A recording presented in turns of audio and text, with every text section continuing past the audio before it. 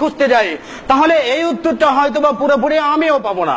শবে বরাত কেন, এই উত্তরটা আমি ফুলফিল ভাবে আমিও পাবো না। কারণ কেন করছে, আবার এটা কেন আসছে, কেন আসছে এবং কেন এটা মানুষ পালন করেছে, আলেম ওলামারা কেন এটাকে ধরে রেখেছে। যদি আমি ফাতেমি খিলাফতকে পর্যালোচনা করি, তাহলে রাজনৈতিক ফায়দা হাসিল করার জন্য মিথ্যুকেরা এই শবে বরাতকে চালু করেছে।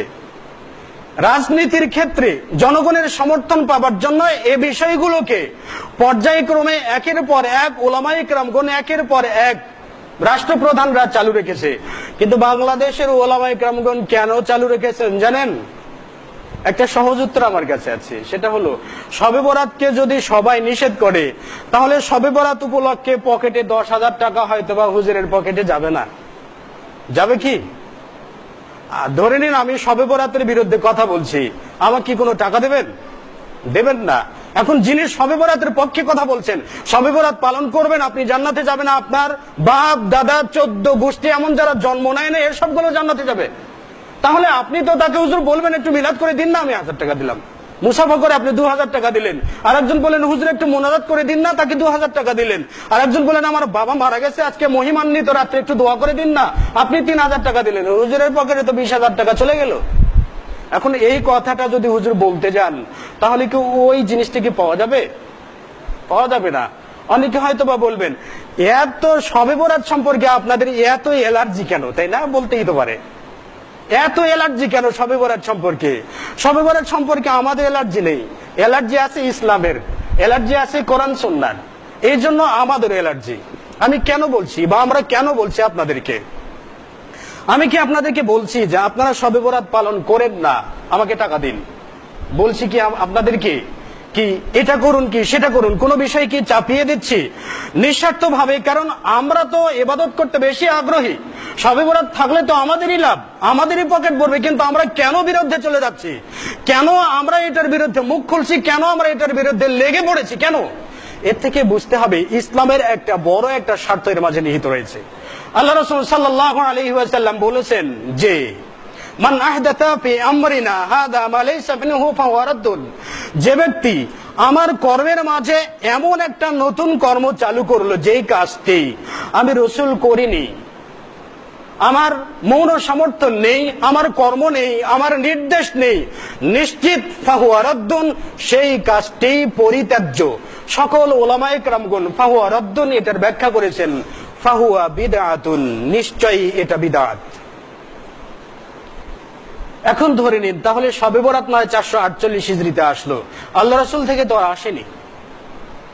তাহলে এটাকে কি আমাদের বিদআত বলতে আপত্তি আছে? কুল্লু বিদআতিন দালালা কুল্লু দালালাতিন ফিন্নার, সকল বিদআতি গোমরাহি, আর সকল গোমরাহি যাবে জাহান্নামে।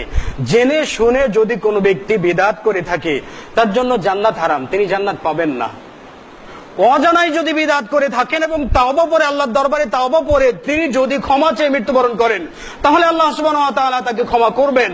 অতএব শবে বরাত নামক এই যে একটা রজনী, যদি কোনো ব্যক্তি জানেন যে এটা বিদআত, বিদআত জানার পরেও এই রাত্রিতে যদি কোনো ব্যক্তি হুজুরকে নিয়ে বা হুজুরের সঙ্গে সম্মিলিত মোনাজাতে, হুজুরের সঙ্গে কোনো মিলাদে, হুজুরের সঙ্গে কোনো বৈঠকখানায় উপস্থিত হয়ে এই রাত্রিকে যাপন করে থাকে, তাহলে ওই ব্যক্তির ইবাদত আল্লাহর দরবারে কবুল হবে না।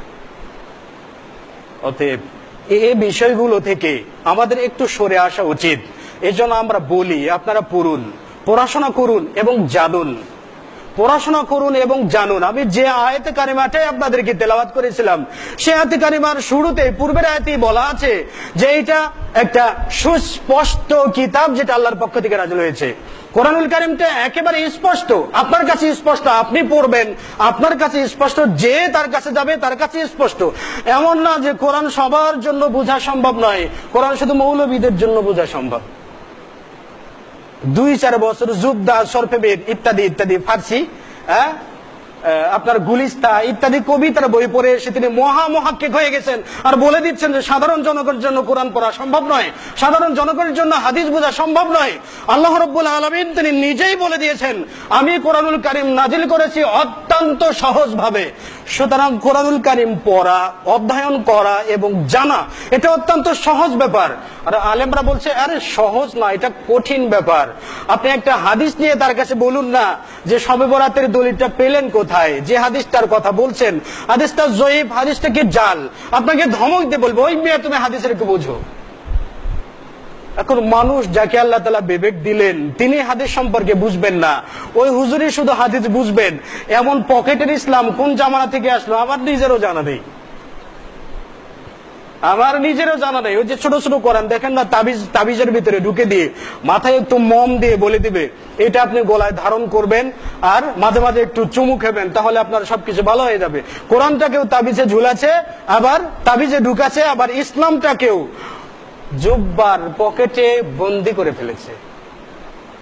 এখন ওই বন্দি জিনিসটা সম্পর্কে আপনাদেরকে বেরিয়ে আসতে হবে, জনগণকে সামনে আসতে হবে, বিশেষ করে যুব সমাজ যারা কুসংস্কারে বিশ্বাস করেন না, যারা অহেতুক কোনো বিষয়কে বিশ্বাস করেন না, অবাস্তব কোনো বিষয়কে বিশ্বাস করেন না, তাদের বাস্তবতার দিকে এগিয়ে আসা উচিত, বাস্তবতা জানা উচিত এবং এই বাস্তবতার বিচারে কোরআন সুন্নাহ উপলব্ধি করে এবং সেটা বুঝে এই বিষয়ে আমল করা উচিত। বুঝে আমল করুন, অল্প আমলই আপনাকে জান্নাত দিতে পারবে। আর বুঝে আমল করবেন না, হাজারো ইবাদত যদি আপনি করে থাকেন তাহলে এই ইবাদতটাও আপনার জন্য জাহান্নামে যাবে, এই ইবাদতও আপনাকে জাহান্নামে নিয়ে যাবে। তাহলে ইবাদতটা করতে গেলে আপনাকে সেই ইবাদত সম্পর্কে জানতে হবে এবং বুঝতে হবে। সুতরাং